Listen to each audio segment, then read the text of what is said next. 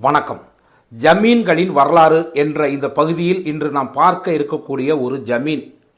இந்த ஜமீனை சுற்றி உயர்ந்த மலைகள், காற்றிலே வீசி வரக்கூடிய ஏலக்காயின் நறுமணங்கள், இந்த ஜமீனை சுற்றி எங்கு பார்த்தாலும் இயற்கை அன்னையின் அழகுகள், வயல்வெளிகள். இந்த ஜமீனை சுற்றி எப்பொழுதும் இயற்கை வளங்கள் மிக அதிகப்படியாகவே இருந்தன. இந்த ஜமீன் ஒரு காலத்தில் கேரளாவின் ராஜவர்மா ஆட்சியின் கீழ் இருந்தது. இந்த ஜமீனில் 13ஆம் நூற்றாண்டில் கட்டப்பட்ட 3 அடுக்குகள் கொண்ட ஒரு அரண்மனை இன்றளவும் இருந்து கொண்டுதான் இருக்கின்றன. அந்த அரண்மனையில் உள்ள ஓவியம் மிக சிறப்பானதாக இன்றளவும் இருக்கின்றது. அதற்கு காரணம் அந்த ஓவியங்கள் அனைத்தும் மூலிகையால் வரையப்பட்டவை. இந்த அரண்மனை என்பது ராஜஸ்தான் மாநிலத்தில் உள்ள ஜோத்பூர் அரண்மனையை அப்படியே இங்கே கொண்டு வந்து வைத்தால் எப்படி இருக்குமோ அதே மாதிரி ஒரு மினியேச்சர் அளவில் ஜோத்பூர் அரண்மனையின் சிறிய வடிவம்தான் இந்த அரண்மனை. ஆம், இன்று நாம் பார்க்க இருக்கக்கூடிய ஜமீன் போடி ஜமீன். பொதுவாக தமிழகத்தில் மன்னர்கள் ஆட்சி காலத்தில் பாளையங்களாக இருந்தன. தமிழகத்தில் 72 பாளையங்கள் இருந்தன. இந்த பாளையங்களின் வேலை என்னவென்றால், சிற்றரசர்களுக்கு அந்த பகுதியிலே இருந்து போர்க்காலங்களில் வீரர்களை அனுப்ப வேண்டும், வரி வசூல் செய்து கொடுக்க வேண்டும், அந்த பகுதி மக்களிடத்தில் மன்னர் செய்யக்கூடிய நல்ல விஷயங்களை எடுத்து சொல்ல வேண்டும், மன்னருக்கு ஆதரவாக அந்த பகுதி மக்கள் இருக்க வேண்டும். இதுதான் பாளையக்காரர்களின் வேலை, பாளைய தலைவர்களின் வேலை.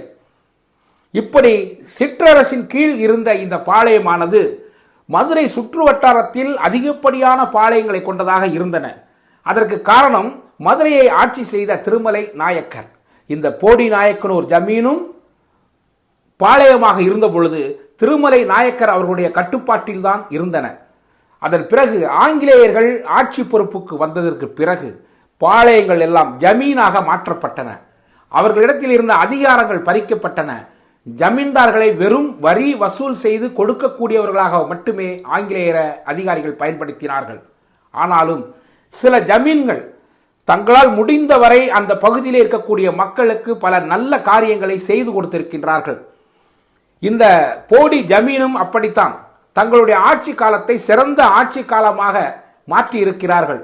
அதற்கு உதாரணத்திற்கு சொல்ல வேண்டும் என்றால் சீலப்போடி நாயக்கர். சரி, இந்த நாயக்கர் என்பவர்கள் யார்? இவர்கள் எங்கே இருந்து வந்தார்கள் என்றால், இவர்கள் பூர்வீகம் என்பது ஆந்திரா. ஆந்திராவில் இருந்து ஒரு காலத்தில் இவர்கள் தமிழகத்திற்கு வருகிறார்கள். இவர்கள் வருகின்ற இடம் இயற்கை வளங்கள் நிறைந்த இடமாக இருக்கக்கூடிய பகுதிக்கு வருகிறார்கள். மலை அடிவாரம், விவசாயங்கள் அதிகமாக நடைபெறக்கூடிய இடம், இங்கே வருகிறார்கள். இவர்கள் ஆந்திராவில் குத்து பல்லாரை என்ற பகுதியில் இருக்கக்கூடிய ஒரு வம்சம். இவர்களும் ஆட்சி அதிகாரத்தில் இருக்கக்கூடிய ஒரு வம்சம்தான். இவர்கள் தமிழகத்தின் பல்வேறு பகுதிக்கு அன்றைக்கு மன்னர்கள் இருந்த காலத்தில் வருகிறார்கள். அப்பொழுது தமிழகம் என்பது இல்லை, சேர சோழ பாண்டிய நாடு என்று இருந்தது. இப்படி வந்தவர்கள் மன்னர்களுக்கு கீழ் தங்களுடைய வேலையை, சேவையை செய்ய தொடங்கினார்கள். இந்த போடி ஜமீனை 1376 ராமநாயக்கர் என்பவர் முதலாக ஆட்சி செய்ய ஆரம்பிக்கின்றார். அதன் பிறகு 1968 வரை அந்த ஜமீன் உறுதித்தன்மையோடு மக்களுக்கு சேவையாற்றி வருகின்றன. இன்றளவும் அந்த ஜமீனின் வாரிசுகள் இருந்து கொண்டுதான் இருக்கிறார்கள்.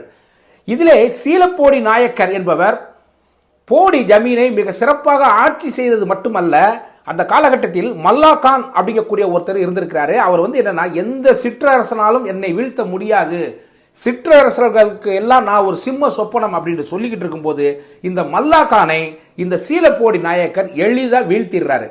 அன்றிலிருந்து இந்த போடிக்கு சீலப்போடி நாயக்கனூர் அப்படிங்கக்கூடிய பெயரை மக்கள் சூற்றுகிறார்கள். அதுவே காலப்போக்கில் போடி நாயக்கனூர் என்று மாறியது. இன்றளவும் அந்த போடி நாயக்கனூர் அந்த ஜமீன் இருந்து கொண்டுதான் இருக்கின்றன.